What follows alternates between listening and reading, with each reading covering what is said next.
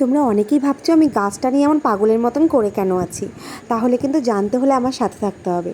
কাল হঠাৎই আমার বিকেলে ইচ্ছে হলো আমি পাগলিগঞ্জের কাছে যে নার্সারিটা আছে সেখানে আমি গাছ কিনতে যাব। আকাশের অবস্থা ভীষণ খারাপ ছিল কাল, তোমরা জানো প্রচুর বৃষ্টি হয়েছিল। আকাশটা এতটাই কালো মেঘে ভরা ছিল, তোমরা কিন্তু দেখতে পাচ্ছ জায়গায় জায়গায় মেঘ জমে আছে। হঠাৎ বিকেলে কালকে আমার ক্লাস অফ ছিল, মাথায় কী চাপলো, শুয়েছিলাম। বাট ইচ্ছে হলো চলো, আমার হাজব্যান্ডকে বললাম চলো আমরা একটু গাছ কিনে আনি। আর আমার গাছ কেনার একটু শখ আছে। তো যাই হোক, পাগলিগঞ্জের কাছে যে নার্সারিটা আছে সেখানকার উদ্দেশ্যে বেরিয়ে পড়লাম। তোমরা আমাকে দেখতে পাচ্ছ আমি কতটা হ্যাপি, কতদিন ক্লাসের পর বাইরে বেরোতে পেরেছি। তো যেতে যেতে যখনই আমি ট্যাঙ্ক মোড়টা ক্রস করলাম, আকাশ ভেঙে বৃষ্টি নামলো।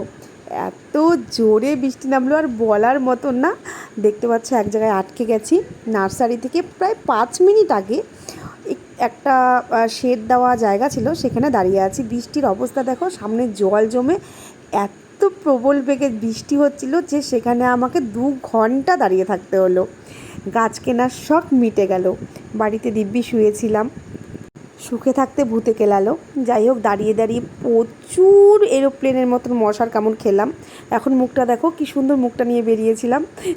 তো যাই হোক, মতো গাছের ওখানে পৌঁছলাম, গাছটা নিলাম। আর এবার আমার অবস্থাটা দেখো, এবার তো আমাকে বাড়ি ফিরতে হবে, বৃষ্টির তো ছুট নেই।